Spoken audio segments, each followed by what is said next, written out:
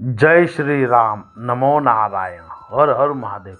मैं रामायण और महाभारत के बारे में जो एक प्रसंग है उस पे मैंने गौर किया है कि अंतिम सांस गिन रहे जटायु ने कहा कि मुझे पता था कि मैं रावण से नहीं जीत सकता, लेकिन तो भी मैं लड़ा। यदि मैं नहीं लड़ता तो आने वाली पीढ़ियां मुझे कायर कहती। जब रावण ने जटायु के दोनों पंख काट डाले तो काल आया, और जैसे ही काल आया तो गिधराज जटायु ने मौत को ललकार कर कहा, खबरदार है मृत्यु, आगे बढ़ने की कोशिश मत करना।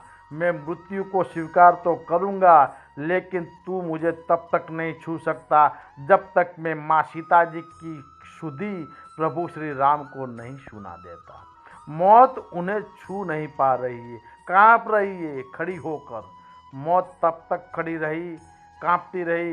यही इच्छा मृत्यु का वरदान जटायु को मिला। किंतु महाभारत के भीष्म पितामह 6 महीने तक बाणों की सैया पर लेट करके मौत का इंतजार करते रहे।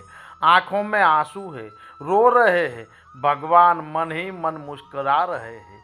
कितना अलौकिक ये दृश्य होगा। रामायण में जटायु भगवान की गोद रूपी सैया पर लेटे हैं। प्रभु श्री राम रो रहे हैं और जटायु हंस रहे हैं। वहाँ महाभारत में भीष्म पितामह रो रहे हैं और भगवान श्री कृष्ण हंस रहे हैं। भिन्नता प्रतीत हो रही है कि नहीं?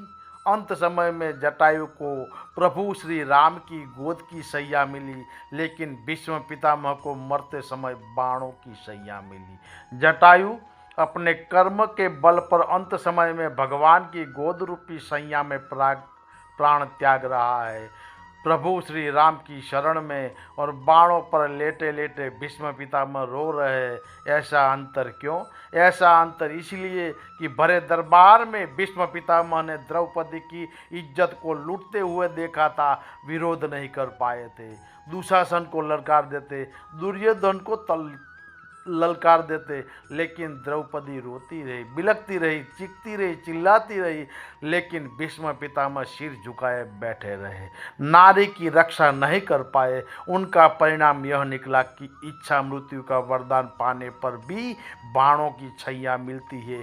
और जटायु ने नारी का सम्मान किया, अपने प्राणों की आहुति दे दी, तो मरते समय भगवान श्री राम की गोद की सैया मिली। जो दूसरों के साथ गलत होते देखकर भी आंखें मूंद लेते हैं, उनकी गति भीष्म जैसी होती है। जो अपना परिणाम जानते हुए भी औरों के लिए संघर्ष करते हैं, उसका महात्मा जटायु जैसा कीर्तिमान होता है। जय श्री राम। नमो नारायण। हर हर महादेव।